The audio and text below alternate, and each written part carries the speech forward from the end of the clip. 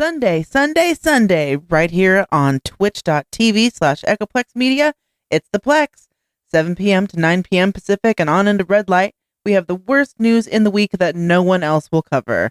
The Plex has it all. Conspiracy, right-wing nut jobs, Christian extremism, and Madison Star Moon. Tune in every Sunday at 7 p.m. Pacific at twitch.tv/Echoplex Media and find our full schedule at echoplexmedia.com. The focus on ridicule.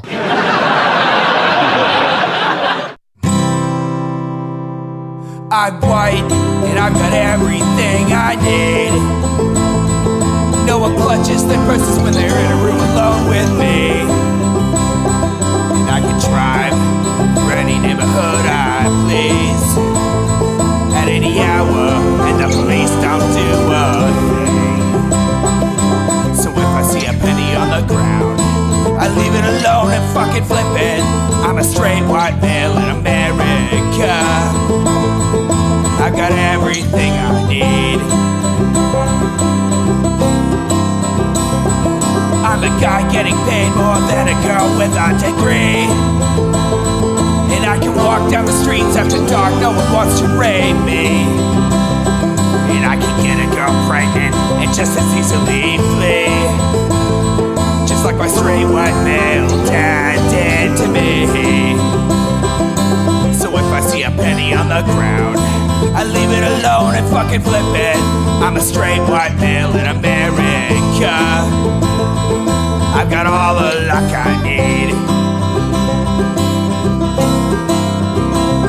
I've got a pile of broken mirrors and I'm walking under ladders and I'm spilling tons of salt, but to me that doesn't matter, cause my skin and my gender and my orientation are the best things to have if you live in this nation. I recommend it highly.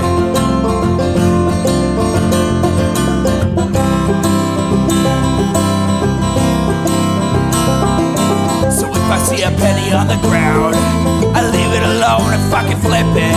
I'm a straight white male in America. I've got all the luck I need.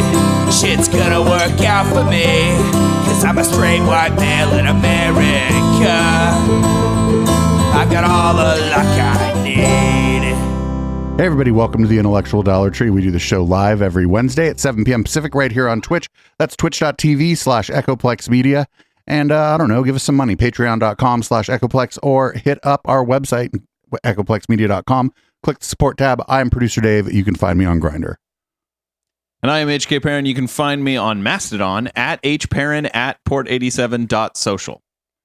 Fantastic. Well, it's been a while since we've done a fucking Steven Pinker video, my friend. Oh. I think there's a good reason for that. Yes. Because we fucking hate doing Steven Pinker videos. But he's on something called the Daily Stoic podcast, and he's really scraping the bottom of the barrel because we have more Twitter or Twitch followers than they have YouTube followers. So like Steven Pinker is like not really aiming high anymore. Maybe he's laying low. Maybe it's because he blocked everybody.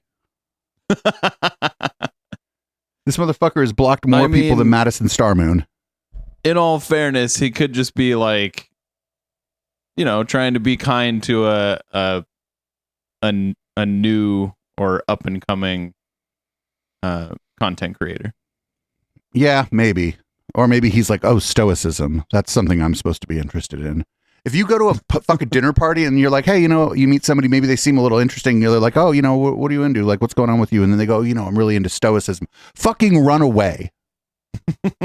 Because you're not too far away from a conversation about like fucking skull sizes and shit. I mean, like, it doesn't have to be a dinner party. If anyone ever says that to you, probably go away. Right. If you learn that that's how they view the world after having been their friend for a couple of weeks, it may be time to sit them down and be like, listen, dude. Listen, dude, you're not actually more stoic than other people. You just think that it's a good idea. You're never going to meet a gay dude who is a stoic. Like you won't meet any people of color who are stoics. It's just all going to be very unremarkable white guys.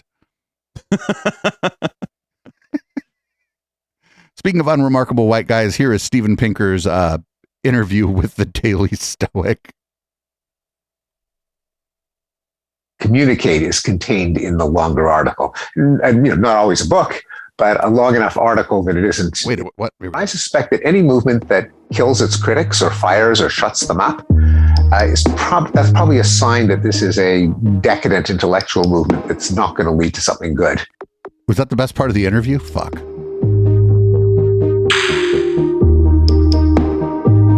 I bet his podcast isn't even every day. Guardian profile of you. I could have, Welcome to the Daily Stoicism podcast. We podcast weekly. I was not. It was not. The rest of the time we spend being stoic. My time. Why not? Well, he presented a lot of things totally chopped out of context. He kind of, I thought, snooped around my apartment, my office, around my private memorabilia, and then kind of presented it as if I. Did you take anything from the girls at Epstein Island? Don't lie. Kind of narcissist for displaying it. I didn't. It was kind of none of his business in the first place. And they were kind of snooped around for any dirt that he could find. Why is his backdrop like? You can see in his hair there's like a little bit of a green glow. Yeah, you can tell he's on a green screen. Steven Pinker. He's in front of a green screen. Why did he choose that as his backdrop? It's like a suburb leading into like a bigger city, like an overview, mostly sky. You mean he's not just sitting on a chair on top of a hill?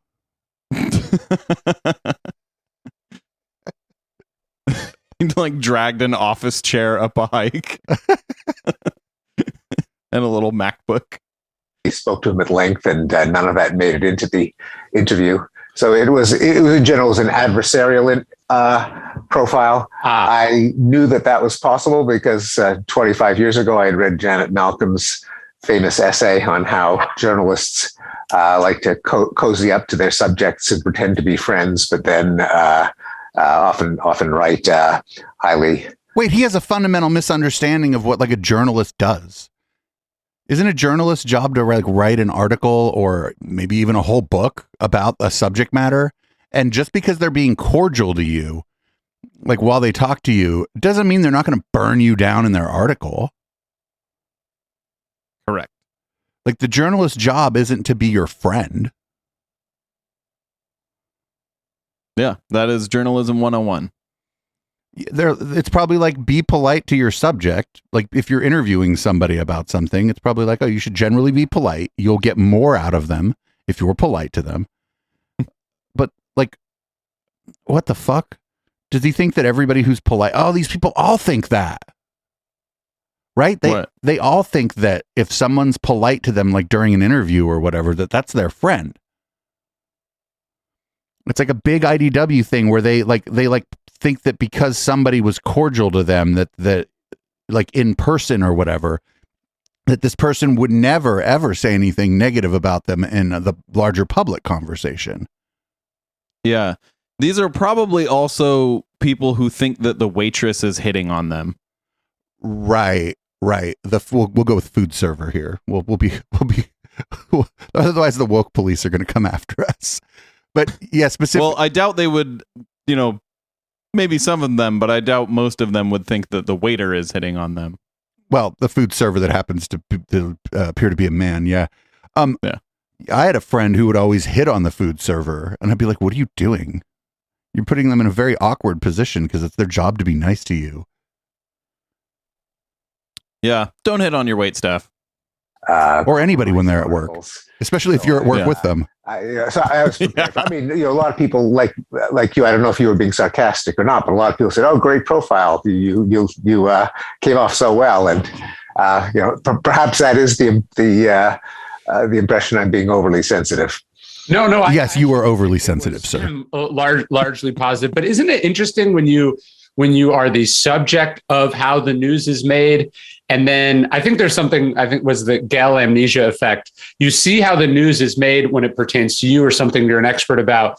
And then you go back to consuming the news as if it wasn't made with a similarly misleading or fundamentally flawed process, right? Like speaking of rationality, if our understanding of the world is dependent on the news media. This guy's a shitty interviewer. They just kind of popped in with some drama about some journalist Steven Pinker's mad at. He didn't even introduce him, ask him about his book.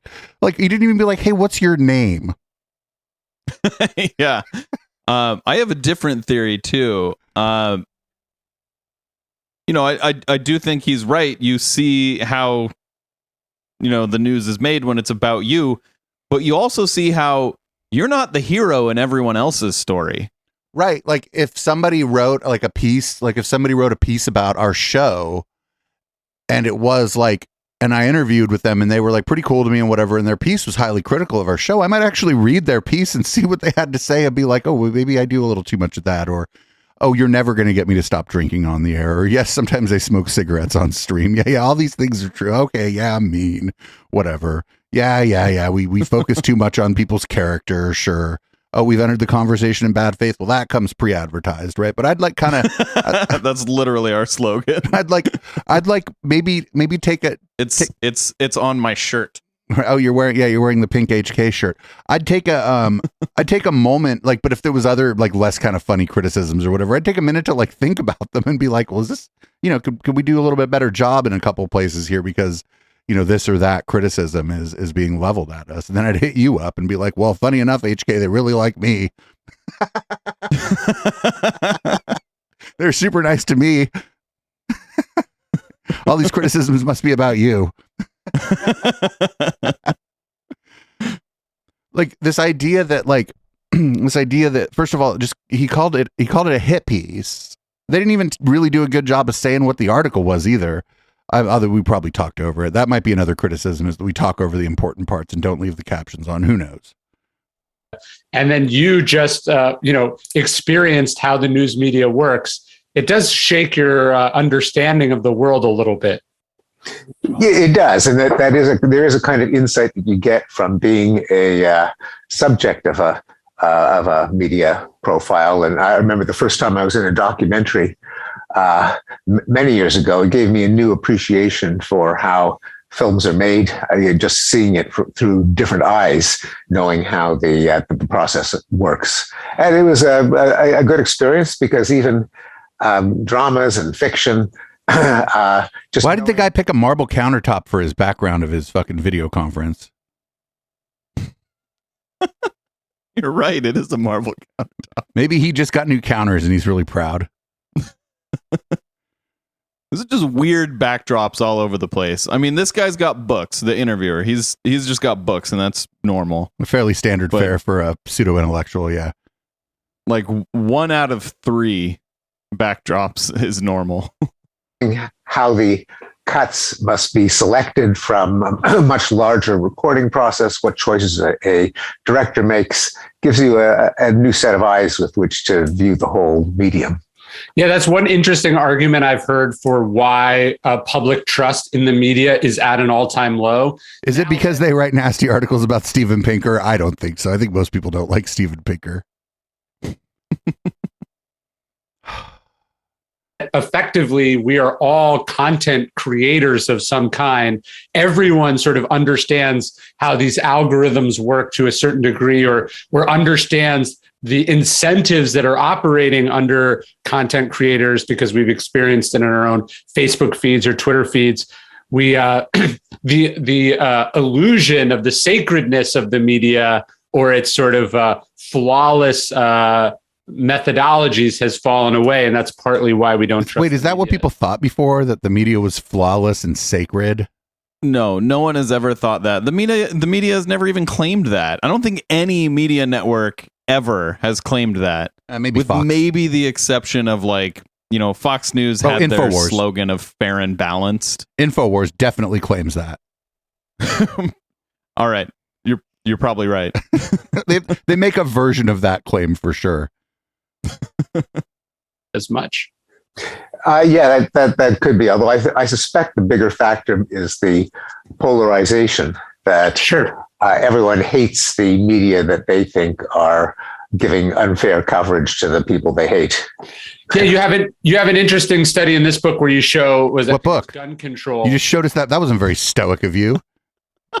Yeah, he holds up the book for like one frame, and around it are two frames that are super blurry. What book do you think that was? I have no idea. Was it Steven Pinker's book? I don't know. And then sort of the presuppositions you bring to it determines how you read that data.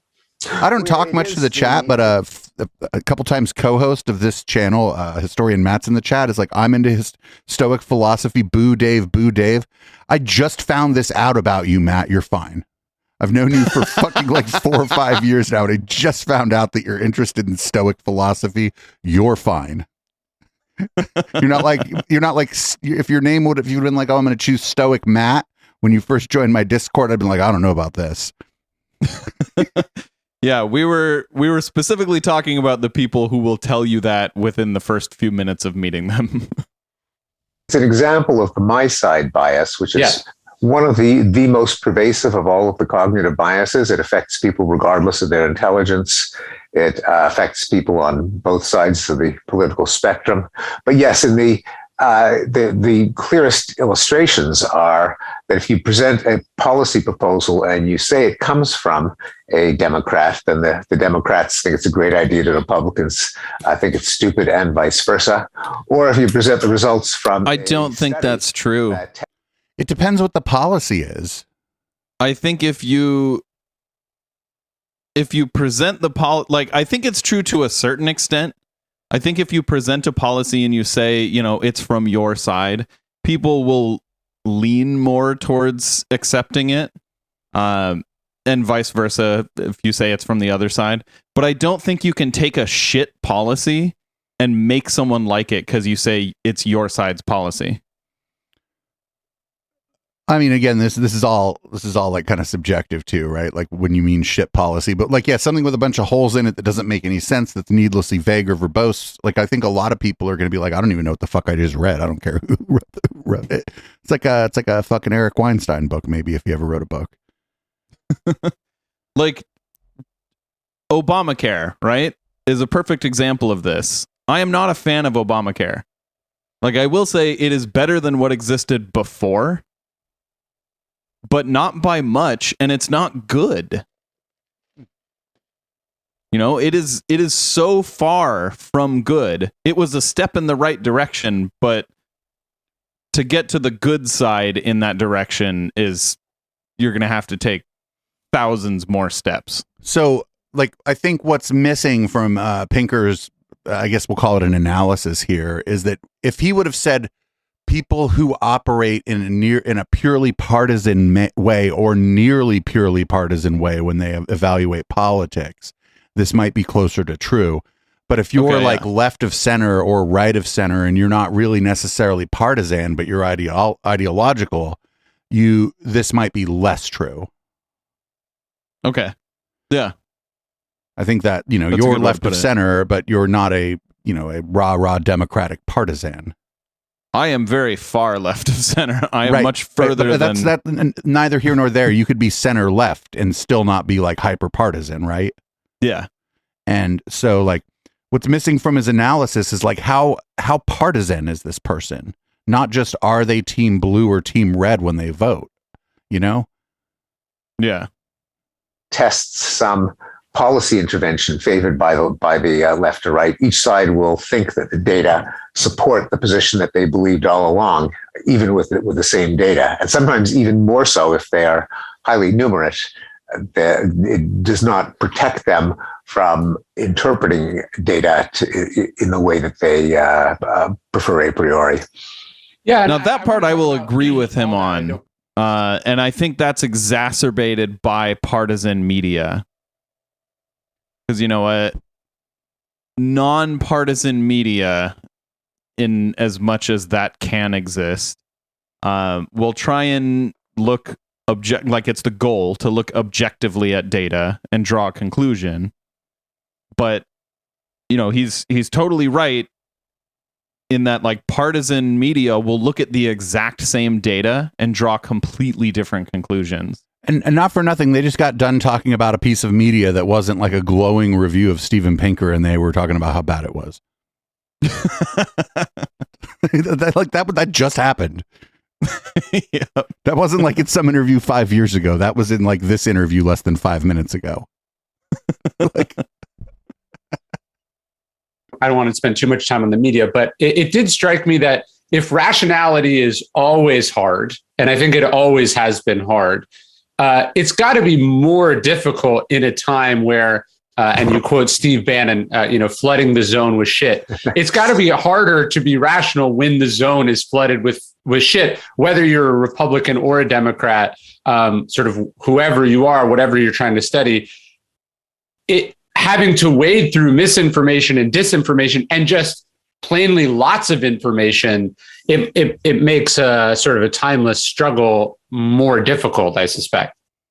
Yeah, I think that's right. And I think it's exacerbated by the huge amount of editorializing supporting your own point of view. Right. That you can get that that dubious form of pleasure or satisfaction from seeing the umpteenth article that attacks your enemies or ratifies the justness of your side.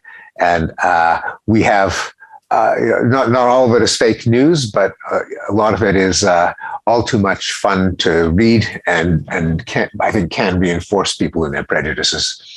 Yeah, and maybe the solution to the problem is just everyone should consume a lot less contemporaneous information. I mean, there's something about, a 300 or 400 page book, or that was a Steven Pinker book. I could tell. Your books are much looked woke though. Than that, the rainbow on it, the blank slate, and better. That time he held it up for just long enough that the blur wore off. Rationality when you're in the center frame, long form, sort of analog argument, as opposed to reading a thing that's been reduced down to 240 characters or 1,000 words that you're reading on your phone as you're being besieged by ads, or, there's a rabbit hole you could go down at any time.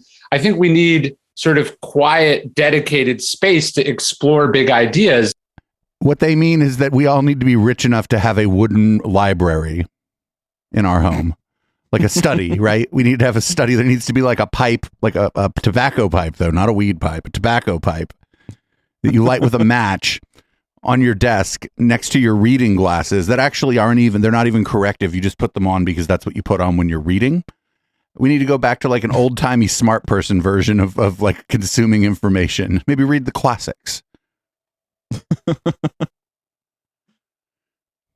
Like when he says that we shouldn't be reading so much contemporaneous information, the news, the first, you take off the word S on news and it says new. So that's what the news is. It's the news. It's what's new, baby. I think giving him the benefit of the doubt, he might be criticizing the 24-hour news cycle. Maybe. Where they're like just trying to make stories. So they're just like analyzing everything and go back to, the kind of how it used to be where the news ran for 1 hour on like 3 different stations. It's like if we have these cognitive biases, we need room to sort of override them, so to speak, and perhaps the sort of technology and the medium with which most people get their information is not conducive to that. Epictetus said that philosophy wasn't this dry, abstract thing. It was a thing exploring with. That's how I think. Nope. Gosh, nope. what is this? Is this an ad? Okay. There is so much information available, so much bad information, but so much good information, even for a discerning consumer of editorials, of reporting, of explanatory articles in the sciences. I sometimes find myself despairing at the lack of time to read all the things that clearly are high quality and interest me. So it's a kind of a perverse byproduct of one beneficial aspect. Just keep blocking people on Twitter, dude. You'll eventually just be following 7 people. There's so much interesting stuff around. And so the shorter articles and the ones now with the actual reading time posted at the top of the article address the problem. There are only so many hours in the day, and there's some optimal trade-off between breadth and depth. But you're right. There's some. How good of a reader do you have to be to match those times, though? And like, I think they just do that so that if you've got 10 minutes before dinner, you find an article that takes less than 10 minutes to like. I'm not a great reader, so if an article says 10 minutes at the top, it usually takes me about 15 minutes to read it. I mean, if I'm reading something that's like about a thing I care about or a thing that I'm trying to learn about, the thing about a good article is that it's like sourced well. And so you end up reading other stuff too, right? You end up like, oh, you're like, oh, well, this is where this piece of information came from. Let me go check that out and see what that is. And so if you're actually reading something, it could be 1,000 words, but if there's 10 links in it that are explaining like why this person is taking the position they are, then you are actually probably should be reading like 11 articles, including the one you're reading right now. And all those articles are sourced. And so the first place you find a piece of information or somebody's point of view on something, I hope people aren't stopping there. Yeah, Wikipedia will do that to me. I'll have a Wikipedia article open, and by the time I finish it, I've now got, 9 more Wikipedia tabs after this one open. Yeah, like my last article, and I'm not going to get into what it was, but it was pretty well sourced. It was probably, 1,200 words, but it was pretty well sourced, and it would probably take you a couple hours to dig into everything that was in my article. It just wasn't all my words. Like the content of my articles include videos, links to a lot of times local news when I'm trying to find like the real deal on what happened, if it happened in a particular locality, et cetera, et cetera. So like just the fact that the article's short doesn't mean that it's bereft of information. It might have a wealth of information in it. You just got to click some shit to go find the deeper dive that somebody did into one aspect of the thing someone's writing about. Like otherwise, if you have to like literally fucking explain everything in your article, then you're just gonna end up fucking plagiarizing other people, essentially. Like that's why links are great. Pursued at book length. I obviously believe that. Otherwise, I wouldn't write these books. No, they're not fun. They're not fun to do. They're not fun to do. I hope they're fun to read. Yes. And certainly what I have avoided. The Blank Slate is one of the worst books I've ever read. It's got more followers than I thought would be possible, but I avoid the style of Twitter commentary of just issuing a snarky pronouncement on all of the events and other articles that cross your screen. I use it as I virtually always will link to some article that expresses the argument in adequate depth and length. So I consider my tweets to be like the taglines published under the headline of a magazine article. This is what this is about. This is why you might be interested in reading it. But the substance of what I'm trying to communicate is contained in the longer article. And not always a book, but a long enough article that it isn't the 240 characters. But I feel like even some of the instances where some of the things you've said have been controversial, but then, anyone that publishes on the internet and says like, here's all the evidence for what I believe. You sort of get people who go, I've seen enough. I saw the headline. I have my opinion formed already. And I'm like, but that might be the case. If like somebody busts out an article, if I like all of a sudden tomorrow, somebody puts out an article about ethics in game journalism. I'm like, I already know what this is. I've fucking seen this. like how many, you know what I'm saying? It's like the fucking, when the chemtrails people are like, oh, do your own research, watch this video, do this, watch this. It's like, how much of this shit do I have to consume before you think it's okay, before I can just make a snap judgment about like a point of view that I've been exposed to over and over and over again? Yeah. In the case that it's brand new, sure, that could be an issue of like judging it based on the headline. But yeah, I see your point where like you just kind of get tired of reading the same old article over and over again. Right. Like, I don't want to read another article about the heritability of fucking intelligence. I just don't want to read it. I don't care which side of this fucking shit you're on. If you're on one side, You're just debunking racists, and if you're on the other side, you're probably a fucking racist. I already know the field of play here. You don't have to put the word probably in that sentence. Okay, fair enough. I wrote a book a few years ago called Ego. I'm the one who gets the shit for this show, not you. Not the Freudian ego, but the sort of the colloquial ego. And people, I'll get emails. People go, well, I haven't read your book, but here's why you're wrong. You know? Right, yes. And This guy wrote a book? so you're like, is there anything more egotistical than knowing that I'm wrong before you have read it? But that's what people do. We have our instantaneous reaction to things, and we go, that's enough. True enough. And there is an art form of Twitter snark and sarcasm where you have a pithy comment that Hit me. usually snide, that puts down or dismisses or demonizes some other commentator. Sure. And it's So, like, to the extent that is a problem, though, people judging an article based on the headline, that's usually a result of people writing shitty headlines. Like, I've literally read a headline for an article and then read the article, and the article expressed the opposite view of the headline. And I mean, that's like, okay. Not just that the headline wasn't expressed in the article, it's that the opposite of the headline was expressed in the article. Did the headline end with a question mark? No, Okay. It was a statement. Because that would be fine, actually. It's provocative to pose a question as your headline. Probably doesn't lead to enlightenment. Well, I've always felt like the straw man, the sort of Twitter response to Better Angels was an odd one because those people are just insufferable. The Better Angels, Braver Angels people, they're just fucking insufferable. That's my response to it. I can't tell you how many times at the fucking humanist community meetings we were doing, somebody would from the fucking Braver Angels would show up, and they'd be the most annoying motherfucker I've ever listened to talk in my life.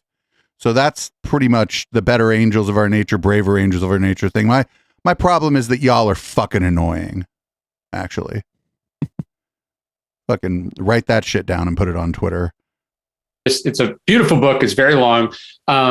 But there's this sort of straw man that what you're saying is that humanity is just getting better, and therefore we don't have to do anything. That progress is sort of preordained, and or people will try to go, well, what about this bad thing? How does that fit into your argument? But I always felt that what your argument was in that book was that the reason things are better is that a lot of hard work and effort and changes has gone into making them better. And that while we are the heirs to that tradition, it could also stop at any moment as well.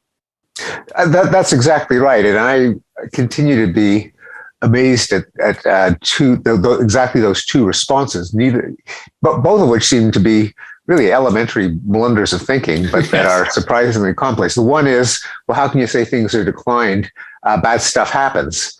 Well, yeah, but those are totally compatible. Namely, bad stuff happens, but in the past, even more bad stuff happened. So they're right now straw manning the the criticism of some of his work. Some of the criticism of his work is that the metrics that he's using for things like extreme poverty are like outdated metrics. That the metrics no longer apply because of the wealth gap. That's like one of the main critiques of Pinker's, like, oh, things are getting better. Well, yeah, but for who? Yeah, for like when you look at the average, sure, but what about the people at the very bottom? What's happening to the people at the very bottom of this distribution? Or even like, one fucking one level on the ladder down from the center, right? It turns out that once you get below like the sort of average or whatever, things are getting worse for those people at an alarming rate. Once you get above the average, things are getting actually better for those people at too much of a rate, I would say. And so like just because the average is going up, like by whatever metric you're using, doesn't mean that the people below the average, their quality of life or whatever, that doesn't mean that isn't going down. Yeah, like the bell curve of wealth, it may be shifting toward the wealthier side, but it's also flattening, getting much wider. Like, what is the average representing that huge wealth gap? What is the average net wealth between Jeff Bezos and a homeless person? I believe it's in the many billions of dollars. Right, but do you think things are getting better or worse day by day for the homeless person as that average goes up? I'd assume they're getting worse. I mean, that's an extreme example, but you can, and we don't, it's just the first thing that came to my head. But, if you just think about people in poverty or people that are working poor, people living paycheck to paycheck, things are getting worse for them. Yep. And more people are living paycheck to paycheck. But the average quality of life, when you take like when you take averages, you put everything together. Yeah, I guess it's going up because there's fucking people at the top of the fucking pile who have like 3 yachts. And one of their yachts has its own yacht that it can dock into it. Like, it's like. And then that yacht has an even smaller yacht. To be fair, that's a pontoon boat. And that's boat. the normal sized yacht that everyone else has. And that yacht has a pontoon boat. Yeah, it's like that fucking Matryoshka doll of like yachts. A decline is not the same as a disappearance. To say that X is less than Y is not the same as saying that X is 0. Right. So there's that strange inability to even conceptualize the concept. But wait a minute, in his example, as Y keeps increasing and X goes down just a little bit, well, Y is increasing kind of fast and X is going down a little bit. The average of those two is still going up, but X is getting worse again. It's like fucking, he can't even come up with, like, he's straw manning the argument. Sure, there are people with dumb responses to what he's saying, but I don't even necessarily mean dumb. I mean like non-academic responses to what he's saying, or not very well thought out responses to what he's saying. But most of those are just regular ass people who are like, excuse me, I can't afford my car payment and I work 50 hours a week. What the fucking shit are you talking about? And yeah, I guess that's a singular person replying to like somebody who's a fan of Pinker. And that's not a really well-reasoned and statistical argument, but there are people out there who have made arguments with statistics explaining why the world is getting better. It's like when Fox News is like, well, how can you be poor if you have a big screen TV? It's like, baby, flat screen TVs over 40 inches have been like the norm for fucking 20 years now, and you could get a hand-me-down or like somebody in your family's doing pretty well and they buy you a nice Christmas gift and they buy you a brand new TV.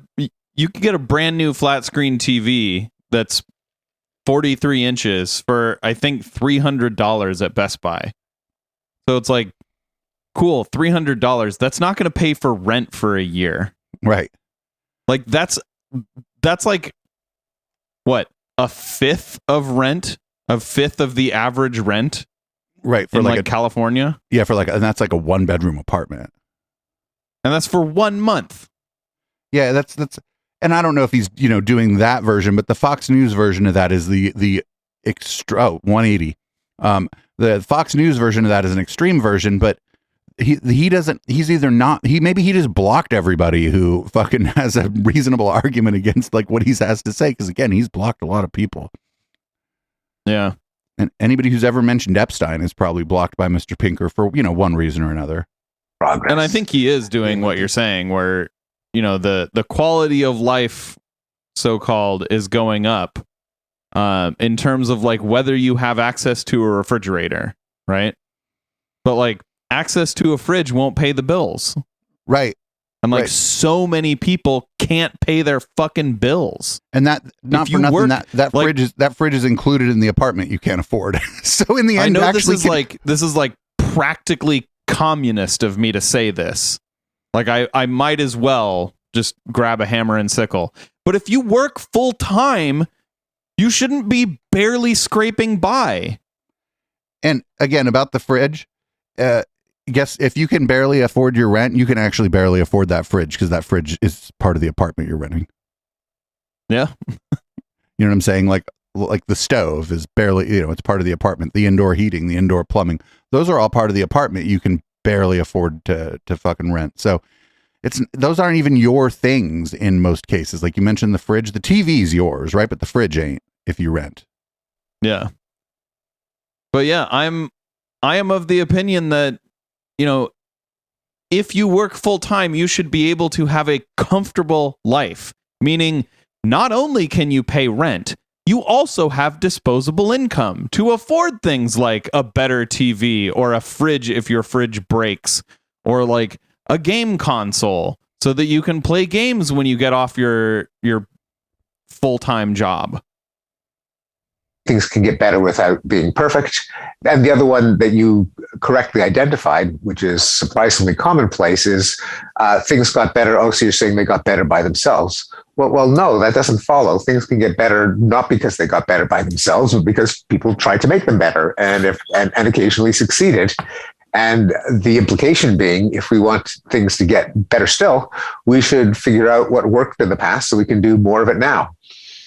Yeah, and you obviously talk a lot specifically about violence and reduction and the sort of changes we made as a society that did that. What I thought was really interesting about the new book, Rationality, is, and I didn't quite feel that till he finally named the book that this interview is about. You could almost argue that this book is a prequel to Better Angels, because you're sort of making the argument that of all of the things that have produced the progress and thus the decrease in violence, rationality was the first thing, or that almost all of these movements or changes began with some sort of either rational breakthrough, a rational discovery, or a rational argument. Like, hey, actually, isn't there like pretty substantial evidence that one of the major factors to the reduction in violence and violent crime that we've seen in the past, 60 years or something, was because we stopped using leaded gasoline?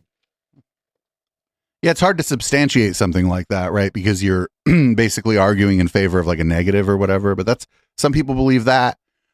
Some people believe that access to family planning helped a lot because, people who are from unstable households where the parents don't really want the kids, aren't really going to have the best upbringing, and that probably will increase, like, across society. It'll increase the rate of violence.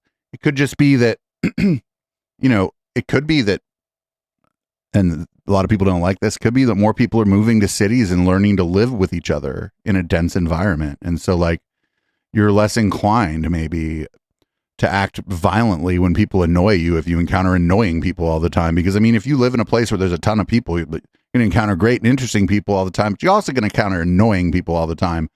And so maybe your tolerance to bullshit and noise and just all of the, like, I don't know what the drivers of violent crime necessarily are, but I could imagine more and more people moving to cities is going to probably drive down violent crime and not drive it up. Yeah, I can see that. I don't know for sure. I'm just kind of spitballing, but who knows? Other human, that's wrong. That really rationality is necessary but not sufficient for progress of the human species. Yeah, and it was a surprise in writing Better Angels how often a moral movement, a movement toward greater social justice, at least temporally, originated with an argument for something that today we would think needs no argument. Like, right. We really have to argue why you shouldn't burn heretics at the stake. And the answer is people did. And then fortunately, those arguments came. You're going back a long way, buddy. In the sense that if no one had actually written that viral pamphlet, I believe you have to reach back over 200 years. To find the last case of that. I mean, not the last case, but the last time that was commonplace. And I mean, that ideology keeps rearing its ugly head. Like, we're in the midst of another satanic panic right now.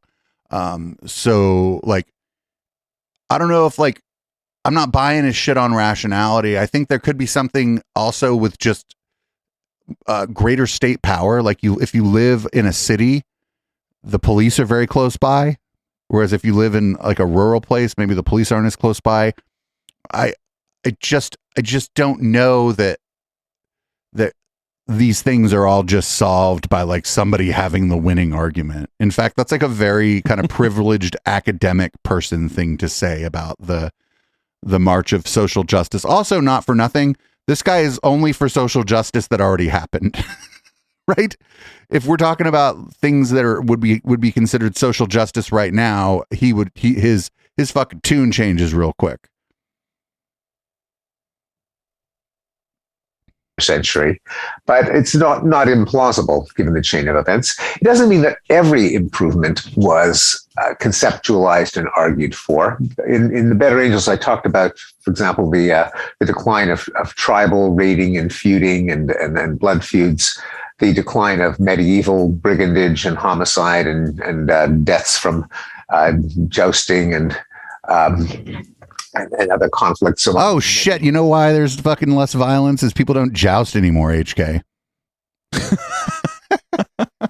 They only do it at a Ren fair. Yeah, there is jousting. It's just not deadly anymore. All right, old timey Steven Pinker. Some of which may have been a byproduct of the consolidation of kingdoms and states. I mean, very little jousting in the past was deadly anyway. That went into it. Namely, it's a nuisance for emperors and kings if their subjects are fighting each other, just as it's a nuisance for farmers if his livestock fight each other. He doesn't care. Well, that's fucking all right, Steven Pinker. Thanks for comparing the subjects of kings in a feudal society to the fucking livestock on a farm. All right, that's not weird or a problem or anything, dude. Fucking. There's no reason anybody would think you're a giant piece of shit, actually, Steven Pinker. My God. Their argument is about, and it's just a dead loss for him. But the fact that it did benefit the peasants if they stopped killing each other as much, it wasn't what was in the mind of the kings and emperors, but it was yes. The problem back then was definitely the peasants and how much they wanted to kill each other. Right. That was definitely the problem. That's right. Peasant on peasant violence. I mean, that can happen. That is that beneficial historical trend. It certainly wasn't the social or economic inequality that led to violence. Consequences of other motives, but many of the ones that we're proudest of, that we think of as genuine moral progress, did not just begin with people spontaneously assembling and pushing for greater justice. It did originate with someone formulating the argument. Well, it's sort of like all cliches were probably an original quote at some point, right? Somebody came up with that. What does it mean, probably? And often everything was an original quote at some point. Fucking all words are made up, even. Yeah. Oh, man. Stoicism not sending their best.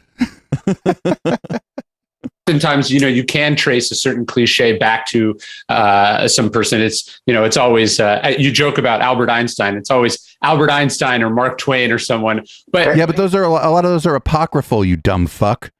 Mark Twain didn't say half the shit that you fucking see a meme next to him of. Like, you can quote Mark Twain on that. Yeah, I saw the one. He's like, I didn't say that shit. Mark Twain. It's one of the funniest ones I ever seen, actually. Occasionally Yogi Berra or Groucho Marx. Yes. Yeah. But it's like somebody said it at some point, meaning like somebody had the idea. But that also makes me think, of this idea of the great man of history theory, the idea that like somebody, again, made the argument at some point, right? So this guy's arguing for the great man of history theory right here. He's like, well, somebody made the argument. It must have been a great man. I don't know the great man of history theory. It's exactly what you think. It's that it's that history was driven by like a handful of great men, not by like masses of people, but by like a handful of great men. Yeah, I completely disagree with that. Yeah, me too. Thomas Jefferson makes the argument. First of all, that it was always men. Second of all, that they were always great. Right. History. There's a lot of shitty people who made a lot of things happen in history, but they also had the help of other shitty people. Let's not get it twisted. Well, I mean, most people are just average. So most people who had significant historical impact were just average people. Created equally, puts it in a document, and it does fundamentally change the direction of humanity. It's not Yeah, it was fucking Thomas Jefferson or whoever the fuck he said that just came up with that by himself. He's like, oh, all men are created equal. Yeah, he came up with that himself. Sure. Come on, get the fuck out of here.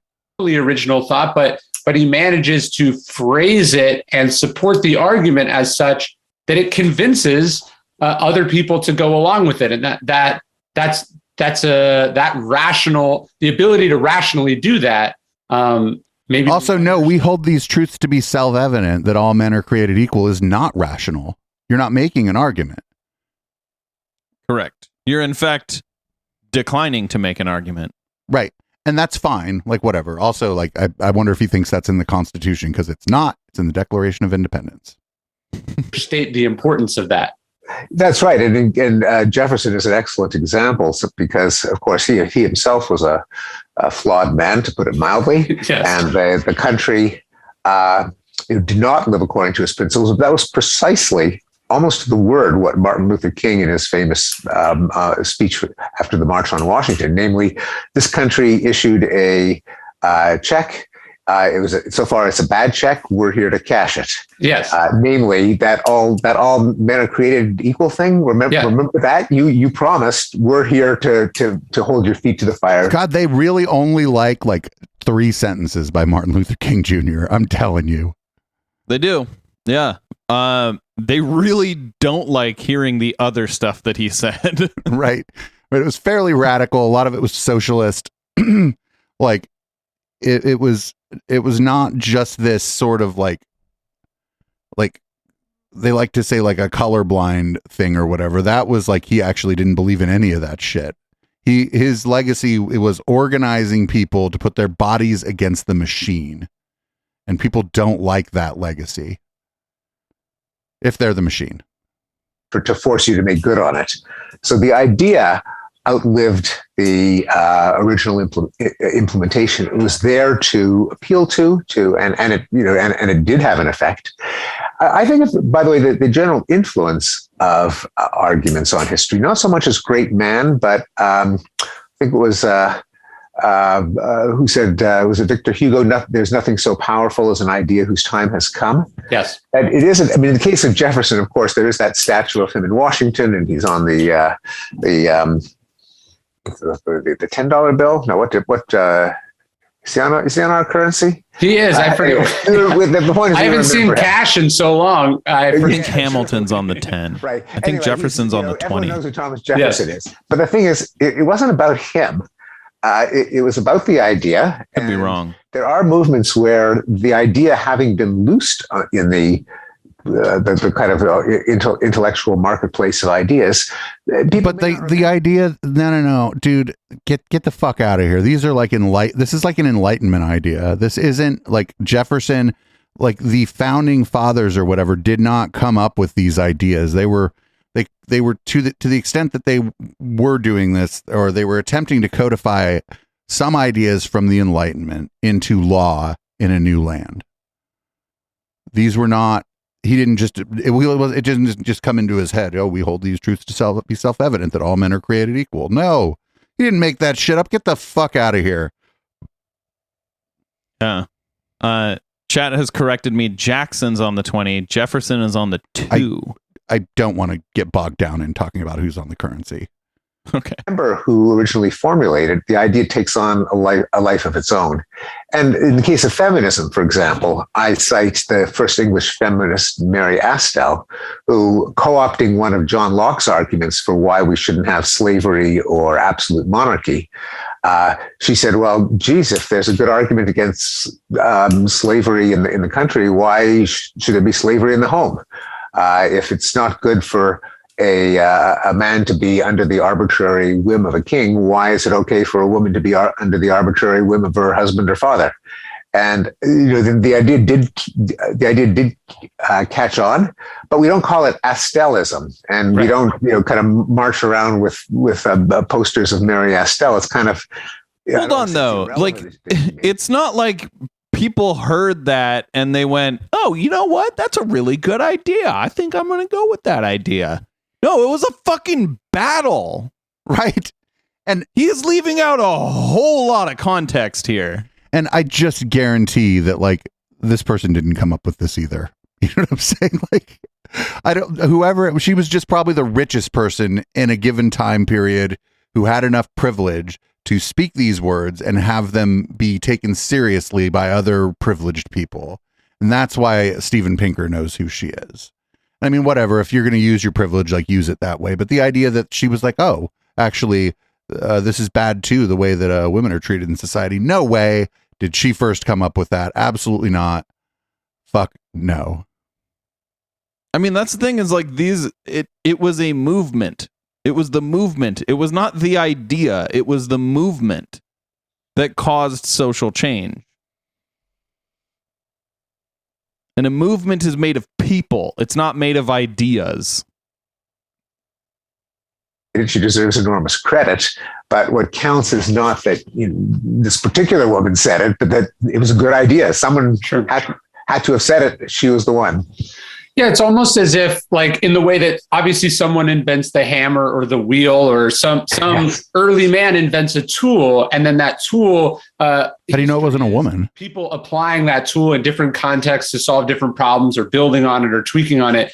These ideas are almost like the building blocks of our collective progress. And someone saying, hey, you shouldn't be able to do this to white people. Hey, you shouldn't be able to do this to black people either. Hey, you actually shouldn't be able to do this to people at all, men or women. You shouldn't be able to do it to people in different countries. And we're sort of, it's like we're constantly applying or extrapolating out the, I don't know what the word is, but the telos of the tool into different contexts and getting different results out of it. That's exactly right. The philosopher Peter Singer called it the expanding circle back in a book in the late 70s. So wait, someone invented a hammer one time, and now women have rights? I did not follow his statement there. I also question, okay, so if you're using a rock to break another rock, is that a hammer?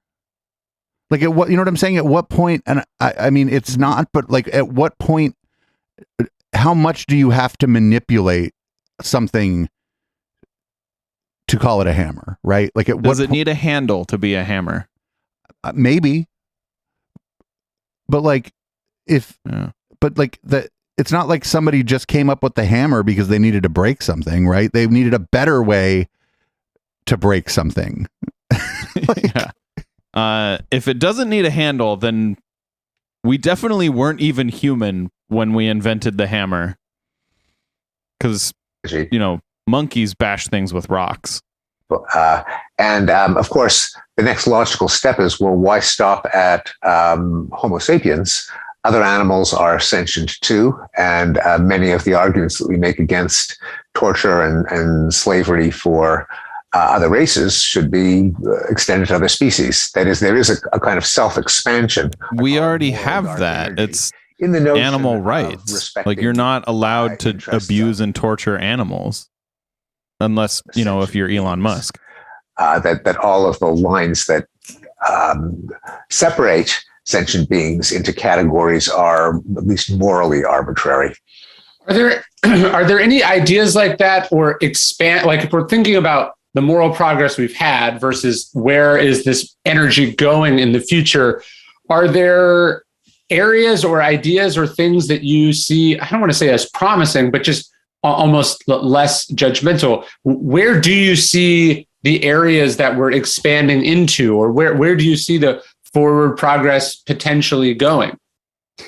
The idea behind... Wait, before he answers that, I want to expand a little more on what he just said, where, he was talking about there's this linear progression of, you have rights for men, rights for white men, then rights for white men and black men, then rights for white men, black men, and white women, then rights for, all black people and all white people. And then after that, you get rights for animals. But he's wrong on that, because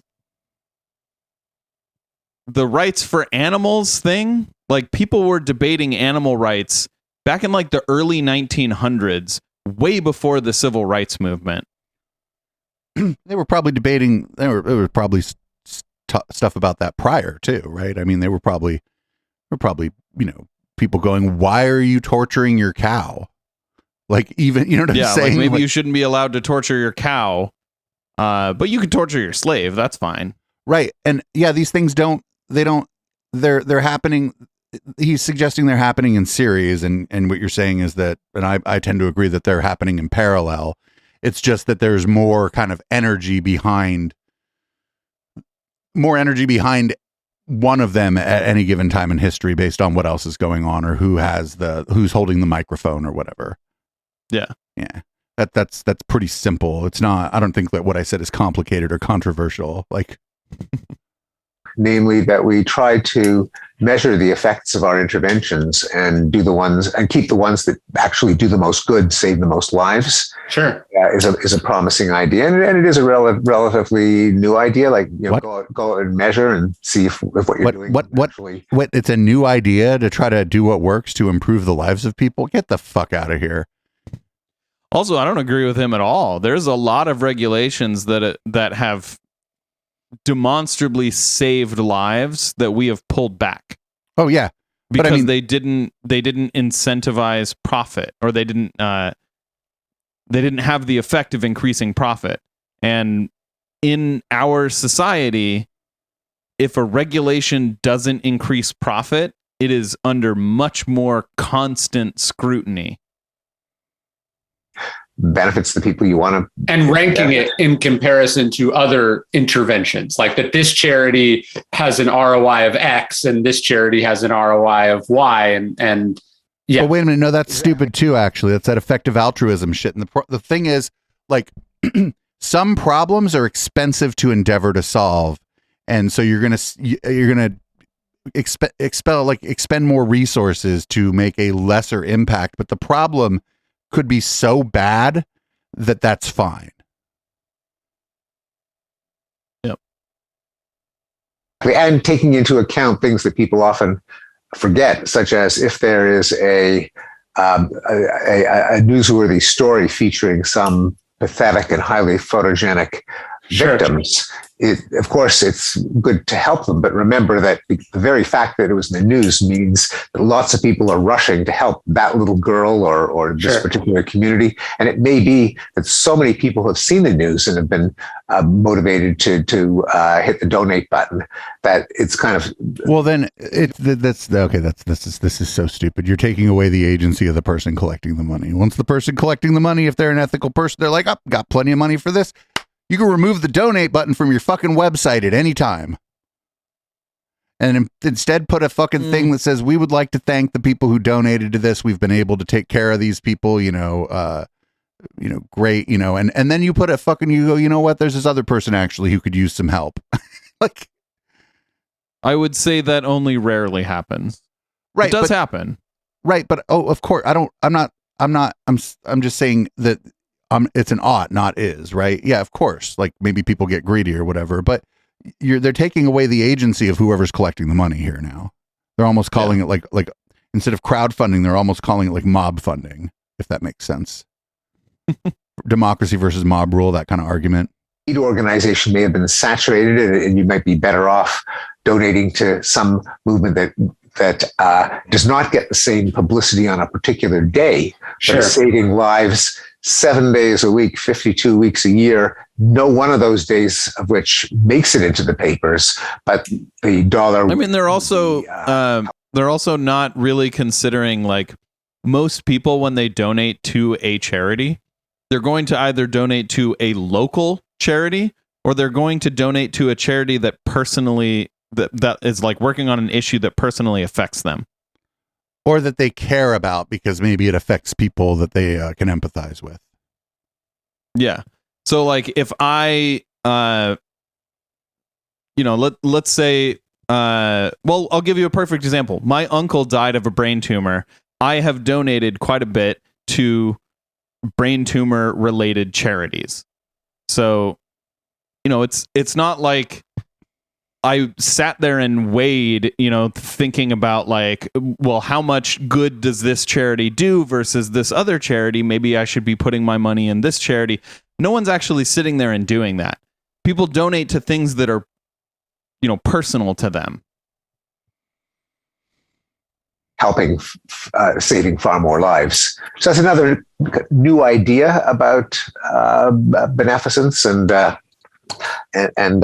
philanthropy, and another would be to try to explicitly take into account our own biases in order to work around them. The identifiable victim effect being one of them, namely, we are probably too affected by the photogenic victim in terms of which may subvert the greater goal of helping as many people as possible, but also our vulnerability to the availability bias, which is that we estimate probability by how easily examples come to mind.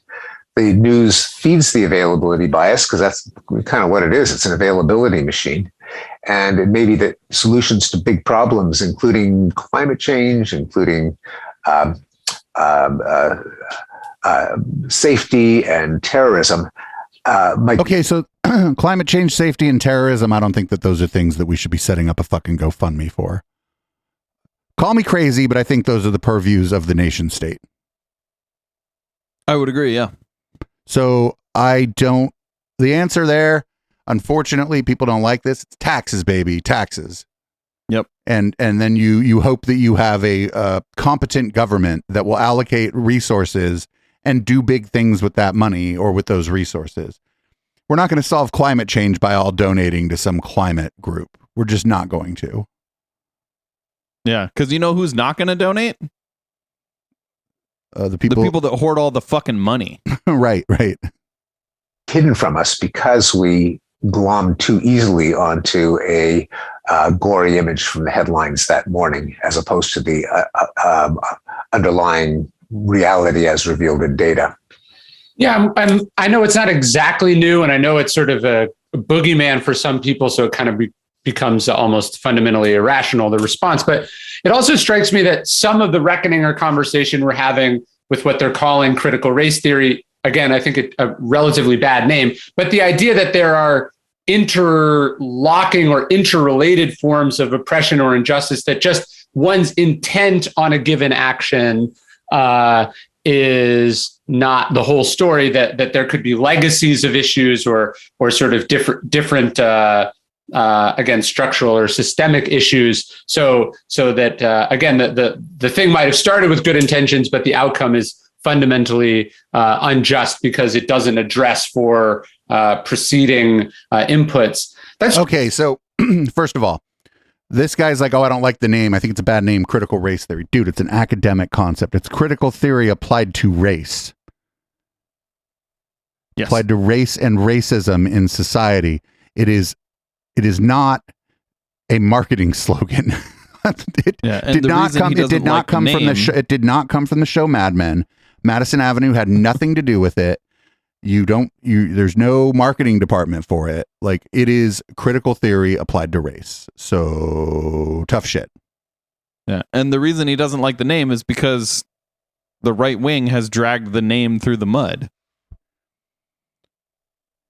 Yeah, I don't care what it's called. What little I've read up on it, it all seems like things I kind of thought I already knew or whatever, and that were expressed to me in more concise and clear ways. Yeah, it's perfectly valid as a theory, and it explains a lot about our society. But people are calling things that aren't critical race theory on purpose.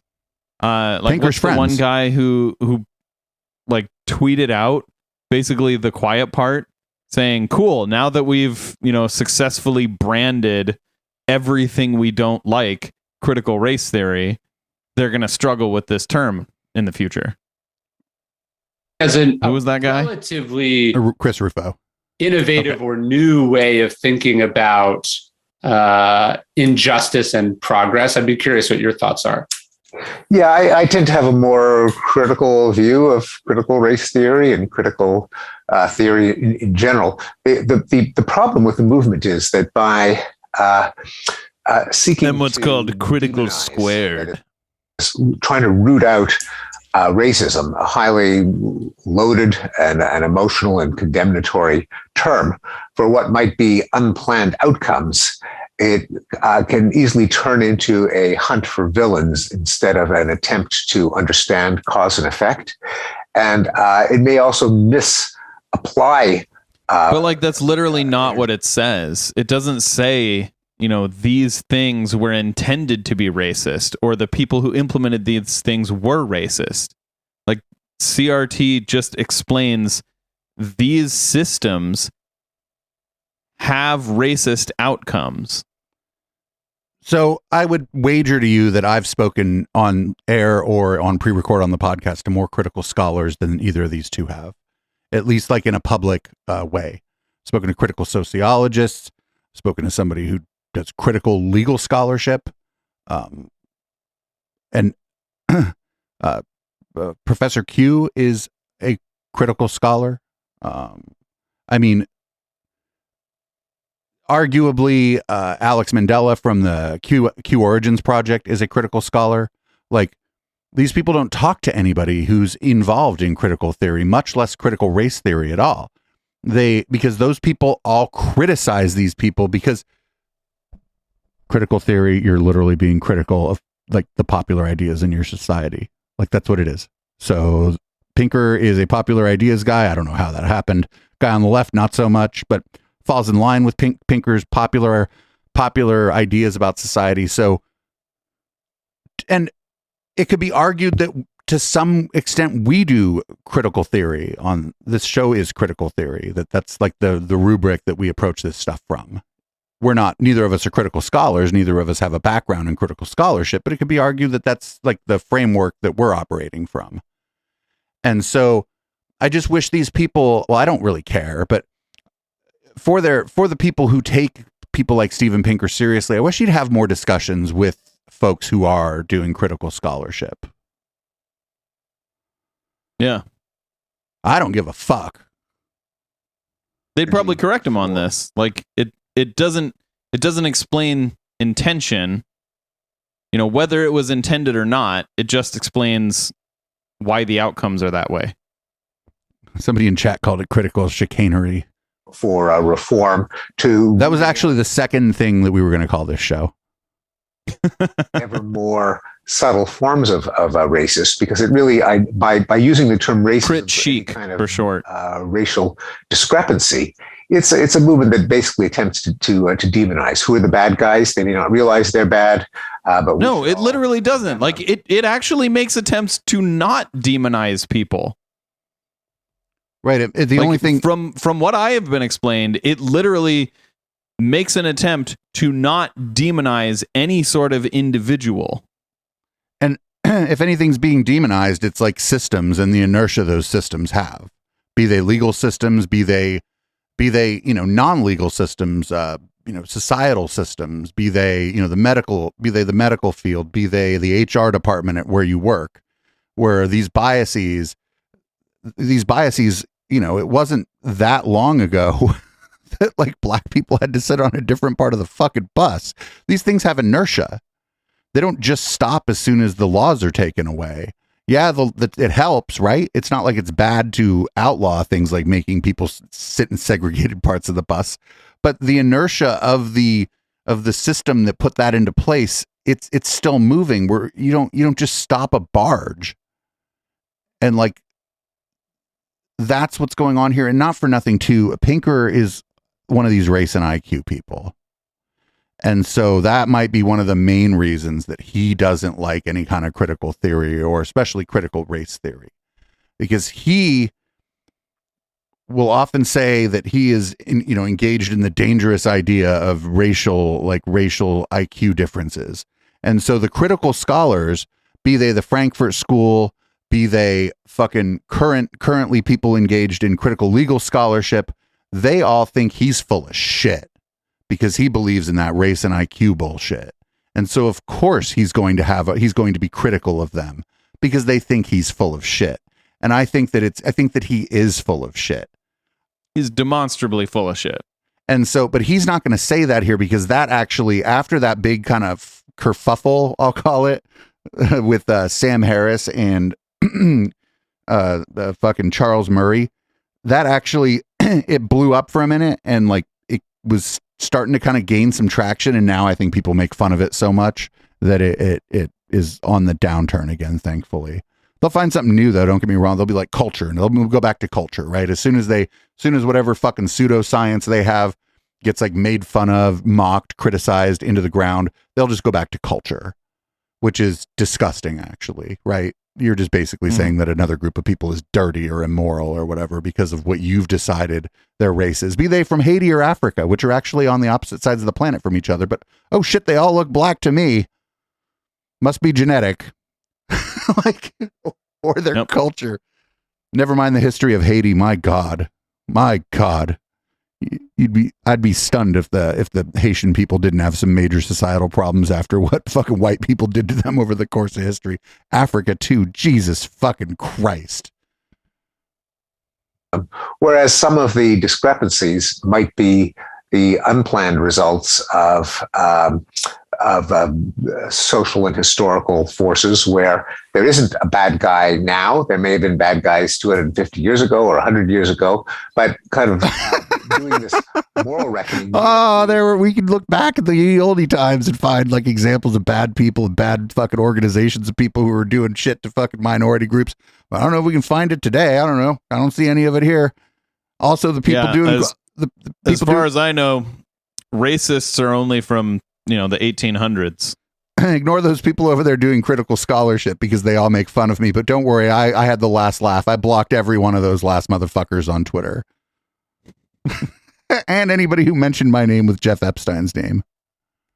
The way to achieve real equality and to reduce poverty. And well, like again, so CRT is not trying to villainize people, but there are certainly racists. There are certainly bad guys now, and Steven Pinker is just hand waving them away.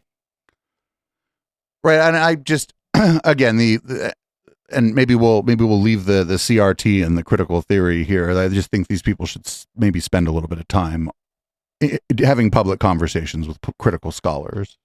They might be surprised at what they learn. Vulnerable minorities like African Americans.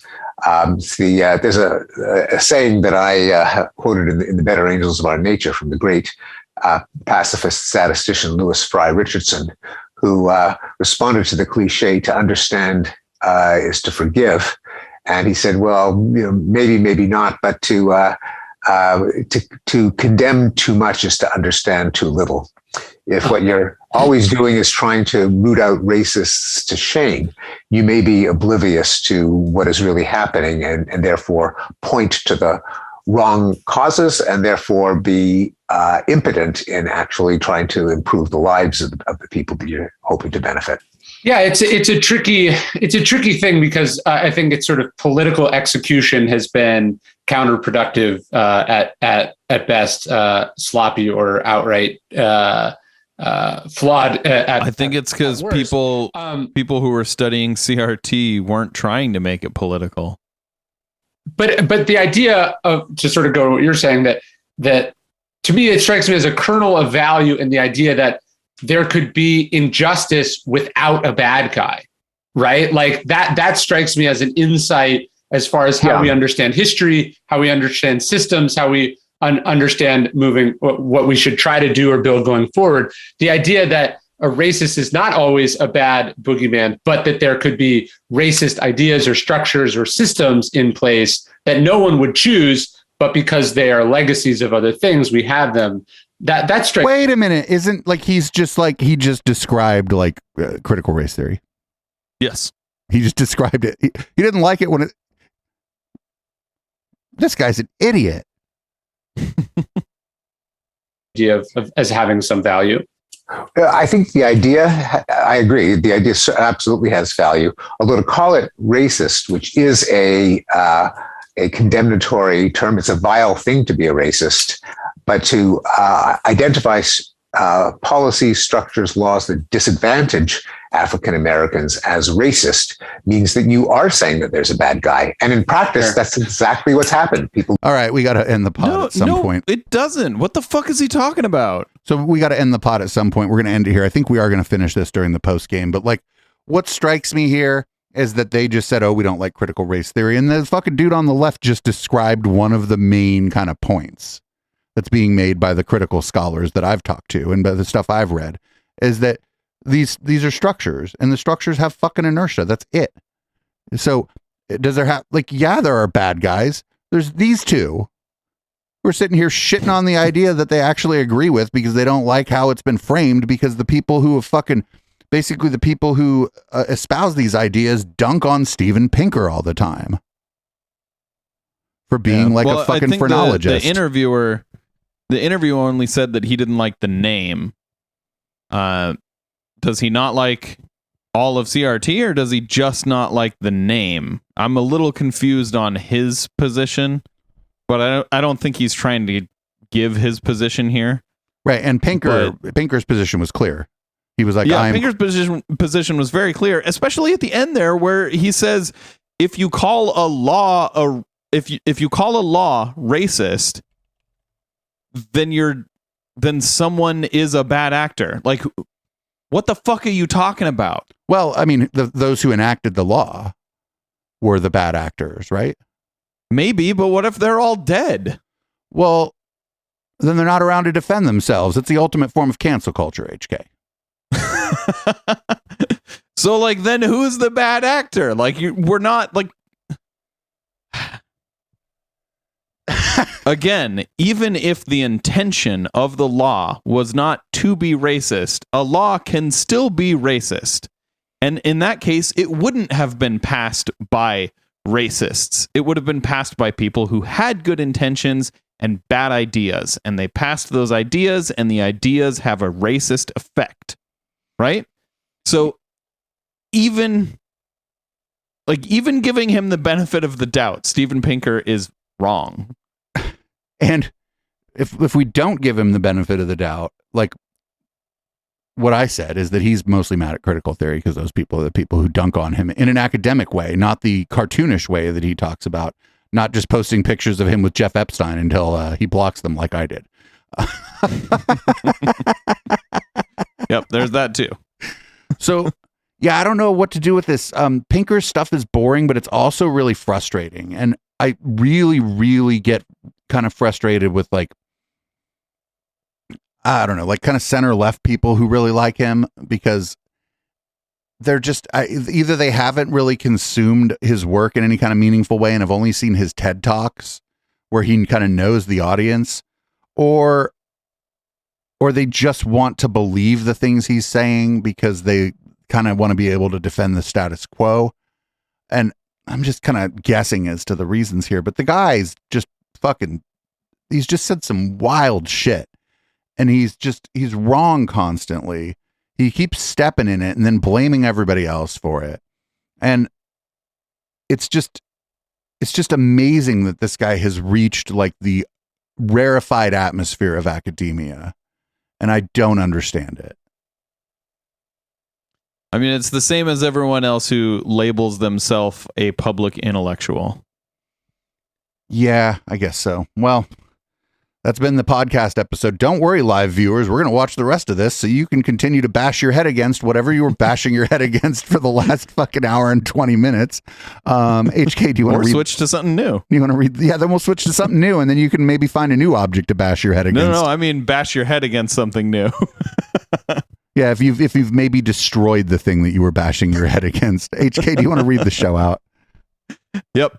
Thank you for checking us out. This has been the Intellectual Dollar Tree. We do this show every Wednesday at 7 p.m. Pacific on twitch.tv/Echoplex Media. You can check out all our shows at echoplexmedia.com. And if you'd like to support us, you can either subscribe on Twitch or you can donate at our Patreon, patreon.com/Echoplex. Stick around for Red Light if you're listening live. This is Boomers by Periscope.